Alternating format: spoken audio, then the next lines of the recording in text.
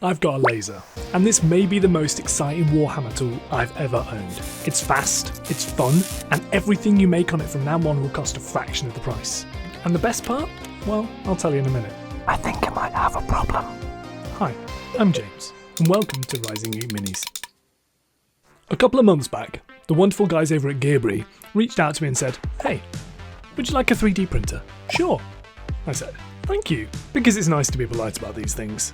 "Hey, would you also like a laser cutter?" "Oh yes, please." I had a few hiccups getting it installed, but luckily for me their customer service team is amazing. And so here we are. Before we dive into the making of stuff though, the best part about having a laser cutter came as a bit of a surprise to me, because all of a sudden my family were really interested in my hobby. My wife, who particularly loved crafting, especially with wooden stuff, was really excited and was all over Google looking for things that she could make. My kids were really excited too, so it's really been something that's brought our whole family together, and as a busy dad, that's a massive win for me. Maybe I'll convince them to play. No! Before I got the hang of lasering, I had a few false starts, so I had to do quite a bit of Google foo to work out what the hell I was supposed to be doing. But finally I learned about these, and I was away. I'm not going to do lots of complicated building tutorials in this video. There's loads of videos out on YouTube that already do that better. I'll link a few down below. And of course you're welcome to pop over to my free Discord if you want to have a chat about this sort of stuff. Right, making stuff.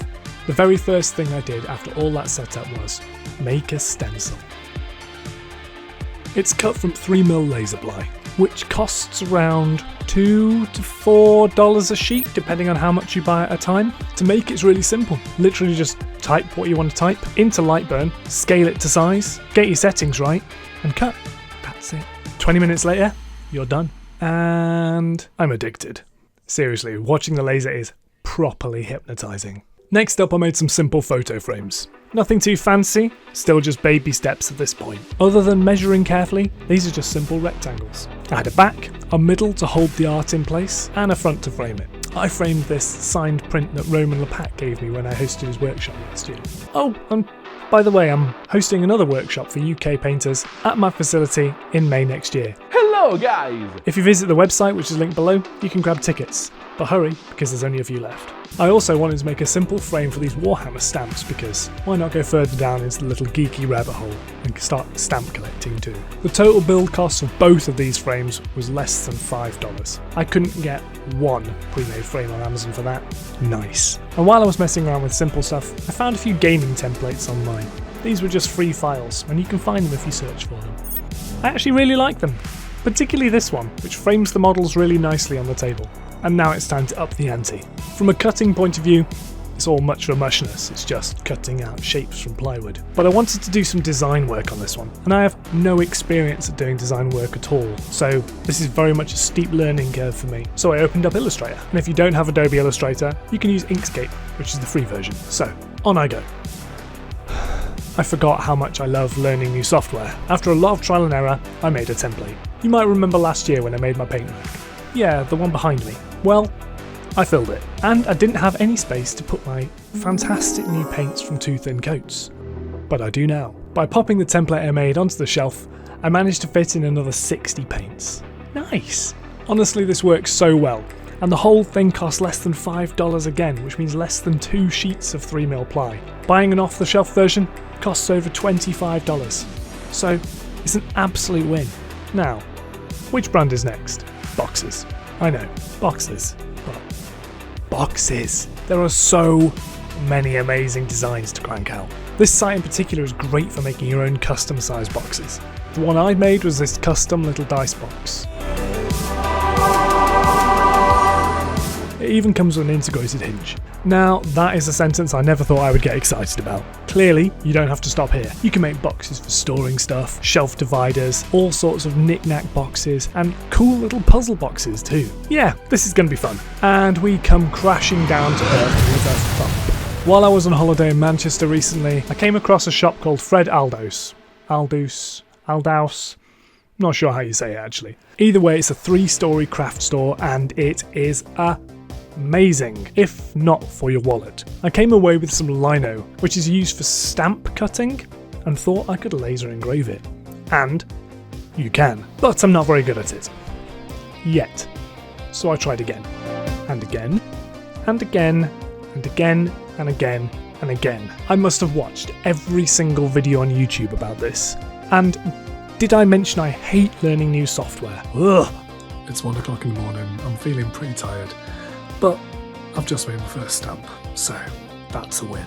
I'm going to bed now. In the end though, I sussed it, with a combination of inverting, mirroring, line tracing, and a bit of luck. And I came up with this. No, it's not impressive, but for now, I'm going to call that a win and move on.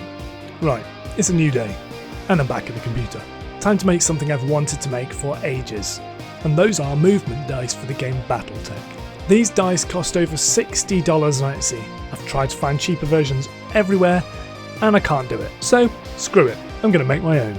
Many hours later. Well, it was quite a lot of work, but I will make sure my Magenta tier patrons get access to all the files for this, so check out the links below and you can always head over and sign up. If you want to do it yourself, the process is as follows. First, find a template online.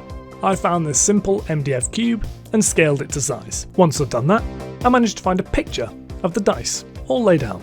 Nice. Then, I needed to convert that image into a vector file. Once the vector file was made, then I needed to take out all of the text that wasn't relevant so I could make a sort of blank template for each of the dice. Walk, run, jump.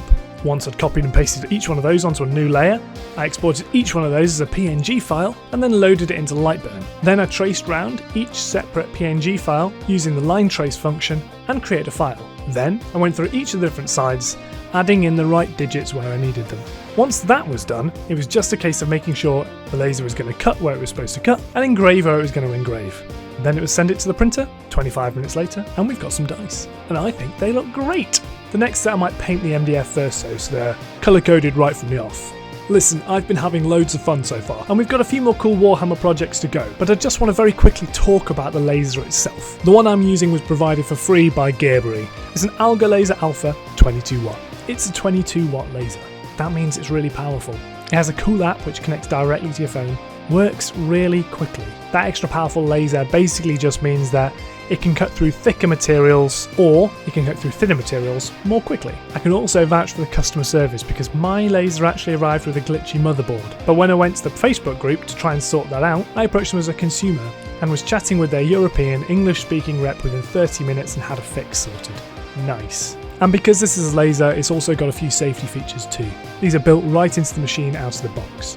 It's got an auto stop button, a flame detection feature, and most importantly for a person with young kids around, it's got a lock, which means when the lock is off, you can't turn the laser on at all. So that means my kids can't burn my house down, or at least not with my laser. I also added a few safety features of my own because, and I cannot stress this enough, it is never worth gambling with your safety. I added extra fume extraction. You saw that pop up in my 3D printing video a few months back. I always wear a fume mask, and I always wear laser goggles when cutting. For extra belts and braces, I also added a metal plate on the surface it was cutting, just to make sure that it wasn't going to cut through to anything below it and do some permanent damage. And I also invested in a honeycomb, which just helps keep the cuts a little bit cleaner.